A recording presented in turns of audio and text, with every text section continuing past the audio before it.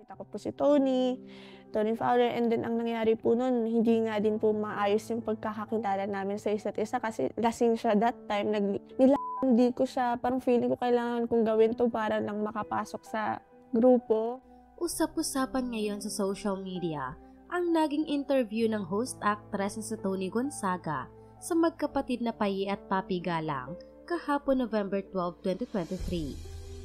Bago pa ini-upload ni Tony ang nangyaring interview, ipinakita na ni Tony Fowler ang mga pangyayari bago at pagkatapos ng interview kung saan makikitang labis na mura at galit ang natanggap ng magkapatid kay Tony Fowler dahil kahit nagpakita na umano ito ng labis na pagsuporta sa dalawa ay hindi umano ng mga ito binigyang halaga ang pag-imbita ng isang kilalang personalidad katulad ni Tony Gonzaga. Isang araw kasi bago ang interview ay ipinaalam na niya sa magkapatid ang sorpresa upang paghandaan ito at kumuha rin si Tony ng professional makeup artist para maging maayos ang itsura ng mga ito sa kamera.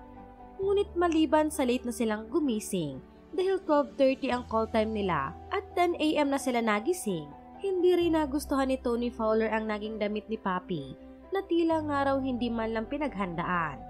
Iyon pa man, tapos na ang interview kaya wala na silang magagawa. Sa kabilang dako naman, isa sa napag-usapan ni na Papi, Paye at Tony Gonzaga sa interview ay ang patungkol sa mga matitinding pinagdaanan, lalo na ni Papi sa kanyang kabataan.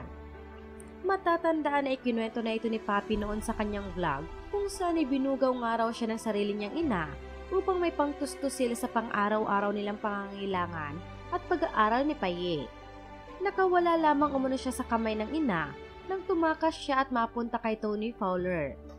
Kwento niya, bumiral daw kasi noon si Tony dahil sa pagtutwerk at naghanap daw ito ng mga makakasama niya upang bumuo ng girl group.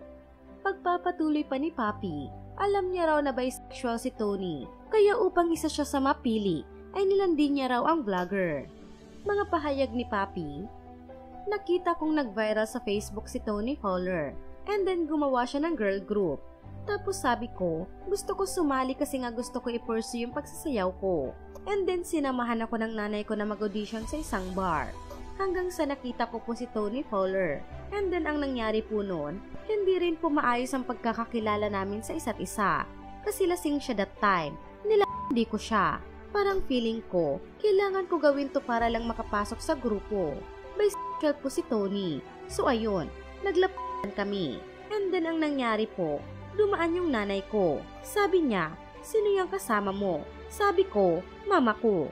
So syempre respeto din sa nanay ko. Lumapit siya. Sabi niya, tita okay lang ba kasama ko yung anak niyo doon? Naglalayan po kami. Nilalaki ko po anak niyo. Sabi ni mama, hindi okay lang. Alam mo gusto nga niyan mag-audition sa'yo. Tapos sabi ni Tony, hala gusto po pala magpaalaga. Hindi niya na po ako kailangan diin. Matapos nun ay naging parte na umano si Papi ng girl group ni Tony. At dahil dumadaan din umano sa problema ang vlogger noon, ay hindi na raw niya ito iniwan simula noon.